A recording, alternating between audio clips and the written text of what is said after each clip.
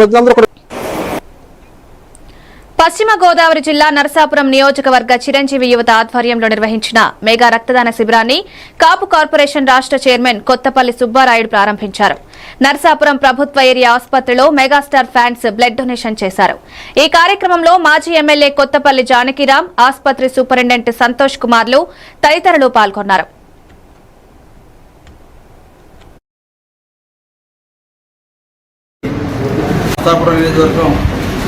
Chiranjeevi fans వారు వారం రోజుల పాటు వారోత్సవాల కార్యక్రమాన్ని నిర్వహించడం జరిగింది.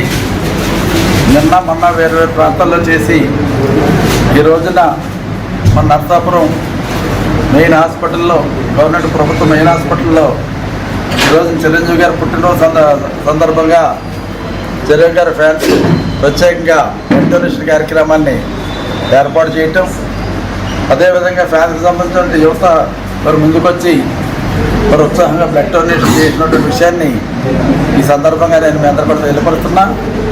చిరంజీవి గారు ఎంతో ముందు చూపుతో ఇప్పుడు చాలా కాలం క్రితమే ఏదన్నా ప్రమాదాలు జరిగినప్పుడు కానివ్వండి, ఏదైనా విపత్తులు వచ్చినప్పుడు కానివ్వండి, లేకపోతే ఈ మధ్య మనం చూస్తున్నప్పుడు కొన్ని సందర్భాల్లో అనుకోని విధమైనటువంటి సమస్యలు, మెడికల్గా వచ్చినటువంటి సమస్యలు వచ్చినప్పుడు ఎక్కువ బ్లడ్ అవసరమైనటువంటి సందర్భాల్లో బ్లడ్ దొరక్క చాలామంది పేషెంట్లు ఇబ్బంది పడేటువంటి పరిస్థితి నుంచి మన వంతు సహకారం అందించాలంటే ఒక ప్రతిరాశంతో ప్రతి లక్ష్యంతో గౌరవనీయులు మన మెగాస్టార్ చిరంజీవి గారు ఆయన బ్లడ్ బ్యాంక్ను హైదరాబాద్లో ఏర్పాటు చేసి ఒక హైదరాబాద్లోనే బ్లడ్ బ్యాంక్ కాకుండా వారికి రాష్ట్ర వ్యాప్తంగా, దేశవ్యాప్తంగా ఉన్నటువంటి ప్రపంచవ్యాప్తంగా ఉన్నటువంటి ఫ్యాన్స్ అందరినీ కూడా మనం అందరం కూడా బ్లడ్ డొనేషన్ చేయాలి. అన్ని సందర్భాల్లో కూడా మనం అవకాశం వచ్చినప్పుడల్లా కొంత బ్లడ్ డొనేషన్ చేస్తే తప్పనిసరిగా అది ప్రాణాపాయ పరిస్థితుల్లో ఉన్నటువంటి